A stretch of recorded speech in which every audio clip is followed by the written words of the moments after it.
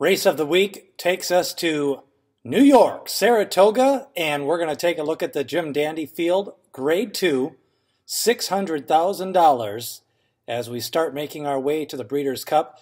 This traditionally is a prep for the Travers Stakes, and it drew a competitive field, although a few of these horses may scratch for some other spots.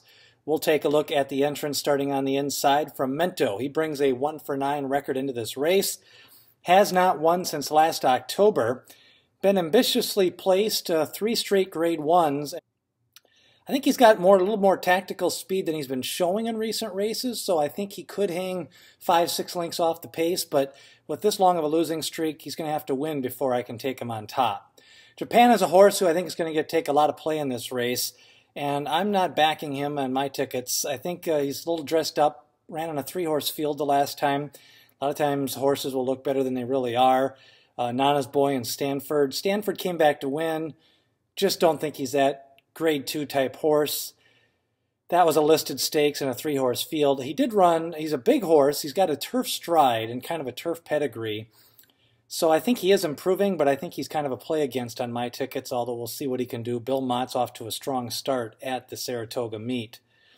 Texas Red, the Breeders' Cup Juvenile Champion, he definitely needs a hot pace to get into it. I'm not sure he's going to get that in this race, but he does seem to be cycling into form, his second form race in this cycle. Ran in the Dwyer, ran evenly, but he faced a pretty tough horse that day in Spacer.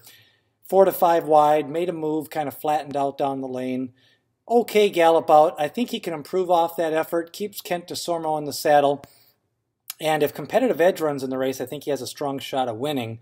But if Competitive Edge runs in the Haskell, I'm not sure he's going to get the pace that he wants. Upstart never runs a bad race, except for the Kentucky Derby.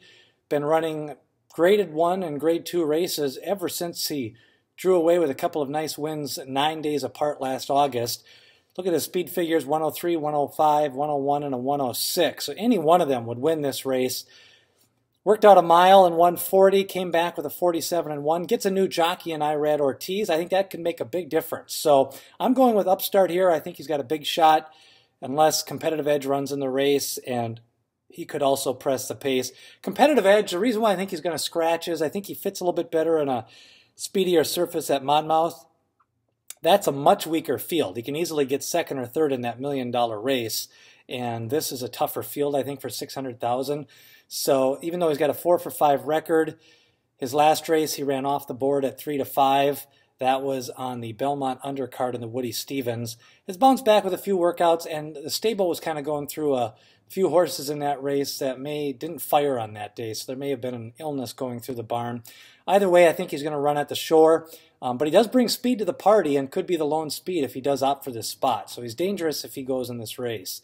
Tecton's a little overclassed, but it looks like he's going to run in the Haskell. They're just keeping their options open. Can't compete as well with some of these horses anyways. He lost to White Chocolate Mr. Jordan in the last race in the Pegasus. Other than that, he's been racing in maiden and allowance and optional claimers. So I think for him, he's just not competitive with this field. Frosted, definitely one of the top contenders. He's got a 104 and a 107 speed figure. Best race was the Wood Memorial. Keeps jockey Joel Rosario in the saddle. Ran second to American Pharoah, ran fourth to American Pharoah. Going to take a lot of money, but I'm not sure he has the tactical speed. He does have 5 lifetime seconds. So for me, the top contenders in the race are Upstart and Texas Red. I think Frosted is capable of winning. I'm going to be tossing Competitive Edge whether he runs or not. I don't think he's going to. And I think Texas Red may need a little more speed. Japan is definitely a toss for me just because of the 3-horse field and more of a turf stride. So for me, on top, it's Upstart. I do like Texas Red on a few backup tickets. Should be a good prep race for the Travers coming up at the end of August, and we'll find out who can stretch out to that 10 furlongs. Remember, make sure to catch all of our videos. Hit that subscribe button just below you there, and you can catch all the Road to the Breeders' Cup videos as we handicap a race each week. That's going to do it. Should make for a great race of weeking. Again, Upstart, the top choice, Texas Red, the alternate, and Frosted closing late to close out the trifecta on the race of the week.